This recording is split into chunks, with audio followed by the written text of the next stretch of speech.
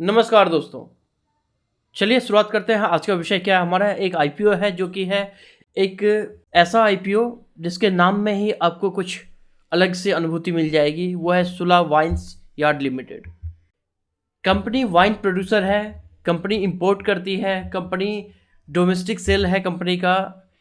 Resort में, hotels में बड़े बड़े चेन है इनके पास में। अच्छा खासा बेस है कंपनी का, कस्टमर का। पॉपुलर है कंपनी इन ब्रांड में, रासा, डिंडोरी। कंपनी के पास में दो तरह के बिजनेस हैं। एक तो मैन्युफैक्चरिंग करना, वाइन प्रोड्यूस करना। दूसरा इंपोर्ट करना और डिस्ट्रीब्यूट करना, सेल करना रिटेल में। कंपनी अभी तक जो बना रही है 56 लेबल्स के वाइन्स बना रही है। कंपनी ने लीज प्रोडक्शन फैसिलिटी को भी बढ़ावा दिया है। यहाँ इंडिया भारत के दो स्टेट में है, महाराष्ट्र और कर्नाटका। कंपनी के पास में करीब 13,000 ऐसे नेटवर्क हैं कंपनी के वाइन बेचने के लिए, जिनके थ्रू वाइन डिस्ट्रीब्यूट होता है कंपनी का पूरे इंडिया में। कंपनी D2C में भी है, डायरेक्ट टू कस्टमर में। Wine tourism business in Nashik and Bengaluru. Company का जो डिस्ट्रीब्यूशन है वो इस तरह से है, 50 डिस्ट्रीब्यूटर हैं कंपनी के पास में, 11 कॉरपोरेशन हैं, 14 लाइसेंस रीसेलर हैं, 7 कंपनी डिपोट हैं और 3 डिफेंस यूनिट हैं। कंपनी के पास में करीब 140-142 एम्प्लॉयज़ हैं जो परमानेंट बेसिस पर हैं कंपनी में। तो इस तरह ये है कंपनी का ओवरव्यू, जहाँ कंपनी किस तरह से कैसे काम कर रही है वाइन के सेक्टर में, अपना लीडरशिप कैसे बना रही है कंपनी धीरे धीरे, वो आप देख सकते हैं इस ओवरव्यू से। चलिए कंपनी के फिनेंशियल्स पे कुछ नज़र डालते हैं कि कंपनी कैसे ग्रो कर रही है डे बाय डे। 2020 में 31 मार्च 2020 में टोटल एसेट्स है कंपनी का 831 करोड़ का। 21 में वही थोड़ा सा कम हो जाता है 751 करोड़, और 21 में 717 करोड़। सितंबर 21 में हो जाता है ये 717 करोड़, और मार्च 22 में 758 करोड़, और सितंबर 2022 में 770 करोड़। ये टोटल एसेट्स है कंपनी का। तो कंपनी का भी गिर रही है, तो वो फ़र्क नहीं है, बहुत ज़्यादा फ़र्क नहीं है। कंपनी का टोटल रेवेन्यू है 2020 मार्च में 523 करोड़ का, और 30 सितंबर 2022 में है रेवेन्यू कंपनी का 225 करोड़ का।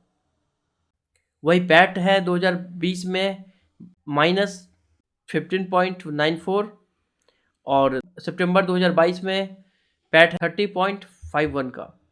नेटवर्थ है कंपनी का 2022 में 449 करोड़ का, और टोटल बोरोविंग है 2022 सितंबर में 214 करोड़ का। पूरी फिनेंशियल्स आपके स्क्रीन पे है, आप वहाँ से देख सकते हैं। तो फिनेंशियल्स के हिसाब से कंपनी एवरेज है, ठीक है, बुरा भी नहीं है बहुत, और बहुत अट्रैक्टिव भी नहीं है। फिनेंशियल्स ठीक है। आईपीओ से लेकर जो इवेंट है, कंपनी जो आईपीओ ला रही है उस रिलेटेड जो टाइम टेबल है उसके बारे में देख लेते हैं, कब ओपन हो रहा है, कब क्लोज हो रहा है। ओपन डेट है 12 दिसंबर 2022, क्लोजिंग डेट है 14 दिसंबर 2022। अलॉटमेंट डेट है इसका 19 दिसंबर 2022 को, और रिफंड आपको मिल जाएगा आपके अकाउंट में यदि अलॉटमेंट नहीं हुआ तो, वो है 20 दिसंबर 2022 को।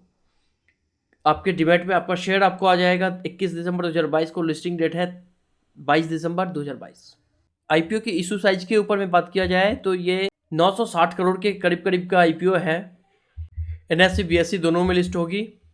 तो लॉट साइज के ऊपर में कुछ बात कर लेते हैं कंपनी के, कि कितने इन्वेस्टमेंट आपको करना है इस आईपीओ में। तो रिटेल कर सकते हैं मिनिमम एक लॉट, जिसमें 42 शेयर मिलेंगे आपको, और उसकी कुल लागत होगी 14,994। और मैक्सिमम आप कर सकते हैं 13 लॉट, जिसमें 546 शेयर मिलेंगे आपको, जिसकी कुल लागत होगी 1,94,922। और SHNI मिनिमम कर सकते हैं 14 लॉट, जिसमें मिलेगा आपको 588 शेयर का, जिसकी कुल लागत है 2,09,916। BHNI कर सकते हैं मिनिमम 67 लॉट, और जिसमें आपको शेयर मिलेगा 2,814, और उसकी कुल लागत है 10,04,598। यह है इन्वेस्टमेंट जो कि आपको लगाना है इस आईपीओ में या नहीं लगाना है, वो आपके ऊपर निर्भर करता है।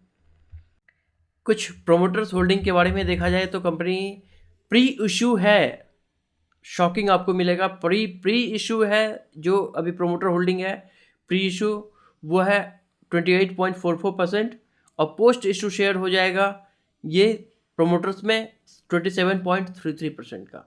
तो यहाँ थोड़ी सी घबराहट है ज़रूर कि प्रोमोटर्स होल्डिंग बहुत कम रहेगा कंपनी में, और ये फ्रेश इशू नहीं है। टोटल सारे के सारे OFS हैं, ऑफर फॉर सेल हैं।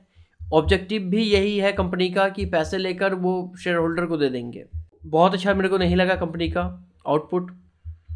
फिनेंशियल्स भी मैं बोलूँ तो एक ग्रोइंग कंपनी की तरह है फिनेंशियल्स इसके, ठीक है, फिर भी वहाँ कंसिडर किया जा सकता है। लेकिन प्रोमोटर होल्डिंग्स को देखते हुए और कंपनी का जो ऑब्जेक्ट है वो मेरे को बहुत ही अच्छा नहीं भा रहा है, जिस कारण मेरे ख्याल से सिर्फ आप लगाएं तो लिस्टिंग गेन के हिसाब से लगा सकते हैं कंपनी में, वो 10 से 15% के गेन के हिसाब से आप लगा सकते हैं। अदरवाइज लॉन्ग टर्म इन्वेस्टमेंट मेरे को नहीं लगता है इस कंपनी में कि रुकना चाहिए लोगों को। यदि आप लगाते हैं और आपका नुकसान हो जाता है तो आपको निकल जाना चाहिए, और गेन होता है तो 10 से 15% के गेन के लिए आप रुक सकते हैं। मैं ऐसा नहीं बोलूँगा कि आपको गेन नहीं मिलेगा, गेन मिल सकता है, लेकिन आपको अपने रिस्क पे लगाइए।